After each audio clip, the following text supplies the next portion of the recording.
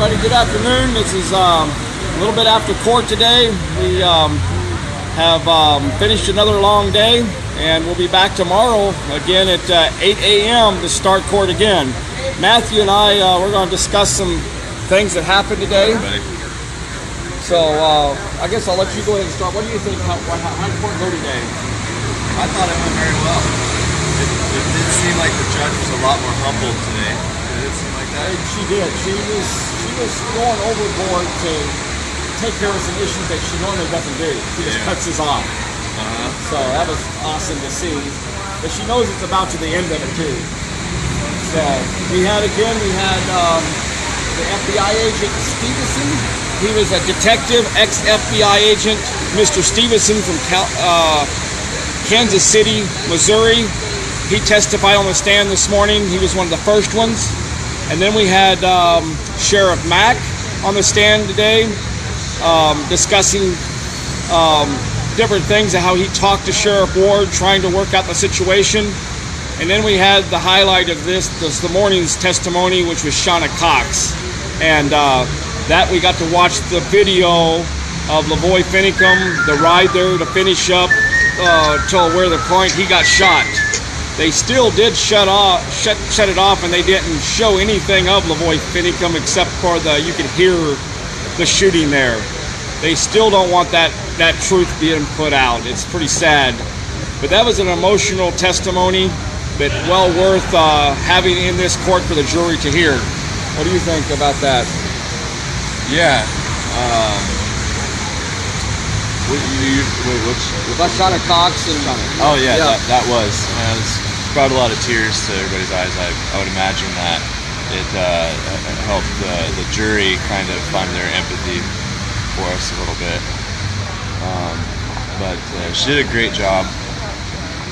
I was surprised that they let all that video footage in there to be admitted to evidence. Well, I understand they made a deal that with Shauna's testimony, they would allow the video to be played. That was the only reason they would let that video be played. Other than that, it's been shut down every time they tried to play it through the whole trial. It hasn't been allowed.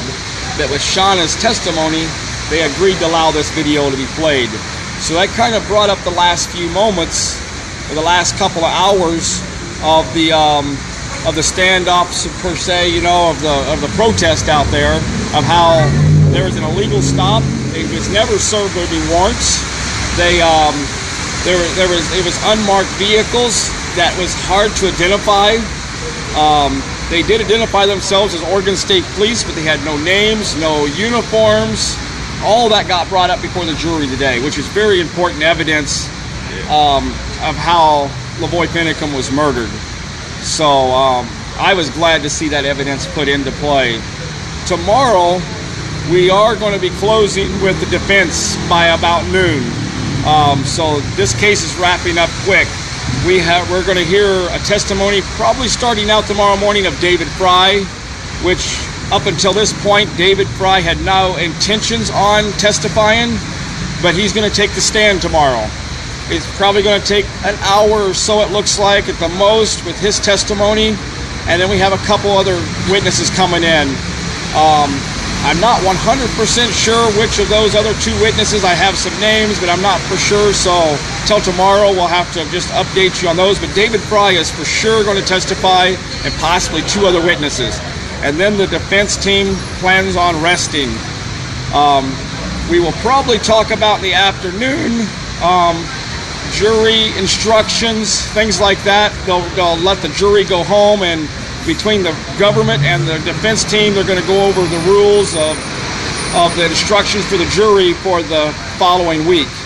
The government plans on starting Monday with their closing statements or rebuttal of what happened here. They have a plan on bringing 5 witnesses in to testify on Monday, and then they plan on having one final rebuttal on Tuesday, and then turning it over to the jury if everything goes as planned. Is that what you understood too, Matthew? Yeah. Yeah. I'd like to add that Sheriff Mack and Ryan Bundy brought up a pretty good point when Ammon met Sheriff Ward at the refuge, and how vulnerable Ammon was and how Ward could have arrested him at that moment, but he would have had to charge him with trespassing, which is what we wanted in the first place, but because we were trying to adversely possess the refuge for the people of Harney County.